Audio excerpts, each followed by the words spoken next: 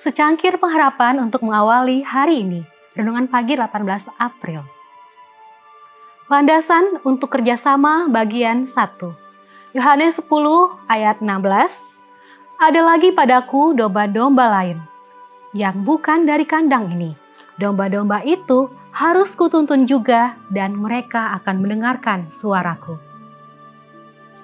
Dengan penafsiran ulang mereka tentang pintu yang tertutup dan kejatuhan Babel, James dan Ellen White telah menciptakan landasan teologis bagi kerjasama Adventisme dengan badan-badan Kristen lainnya. Kemitraan semacam itu semakin menjadi suatu masalah ketika umat gereja Masehi Advent hari ke-7 menyadari bahwa kedatangan Kristus yang kedua tidak sedekat yang mereka harapkan pada awalnya.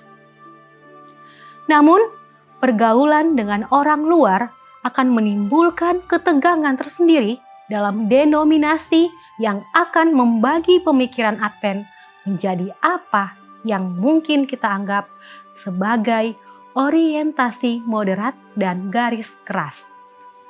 Kaum moderat akan lebih menyukai kerjasama yang tidak mengorbankan integritas teologis dan integritas pergerakan Advent. Sementara kaum garis keras akan mengalami kesulitan bekerja dengan kelompok manapun yang tidak melihat sesuatu sebagaimana mereka melihatnya. Contoh kasusnya adalah hubungan Adventisme dengan Women's Christian Temperance Union, WCTU, suatu serikat perempuan Kristen yang peduli terhadap pertarakan. Gerakan itu jelas memiliki beberapa ide bagus, misalnya kebenaran. Bagaimanapun, gerakan itu menganjurkan pertarakan topik yang sejalan dengan perhatian Adventisme. Akibatnya, sejak tahun 1877, kaum Advent mulai menggabungkan diri dengan WCTU. Sejauh itu, semuanya berjalan baik dalam konteks WCTU.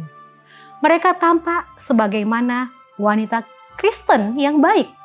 Sayangnya pada tahun 1887, mereka mengacaukan keadaan melalui persekutuan dengan National Reform Association, Asosiasi Reformasi Nasional, dalam upayanya untuk mendapatkan undang-undang nasional tentang kesucian hari Minggu. Pada tahun yang sama, WCTU menambahkan Departemen Ketaatan Sabat atau hari Minggu ke dalam organisasinya sendiri. Tahun berikutnya, departemen tersebut mendukung RUU Hari Minggu Nasional yang ditetapkan oleh Senator Blair. Langkah-langkah seperti itu jelas membuat WCTU di mata beberapa orang Advent tampak seperti sedang bergerak cepat menuju Babel yang sepenuhnya. Meskipun memiliki kebenaran tentang pertarakan, namun pada saat yang sama WCTU mendukung kesalahan tentang masalah Sabat. Beberapa orang Advent menyimpulkan bahwa jika itu bukan kekacauan atau Babel, lalu apa? Perkembangan seperti itu terus menimbulkan kekhawatiran di kalangan Advent sepanjang tahun 1890-an. Itulah fakta-fakta kasusnya. Tugas hari ini, diskusikan dengan orang lain atau pikirkan tentang sikap dan tindakan yang tepat untuk diambil dalam situasi seperti itu. Mengapa Anda membuat pilihan tersebut? Prinsip apa yang mendasari keputusan Anda?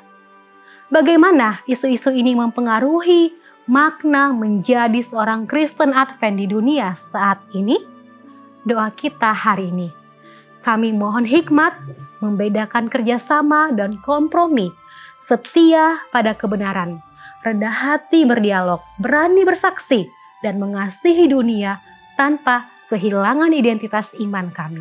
Amin.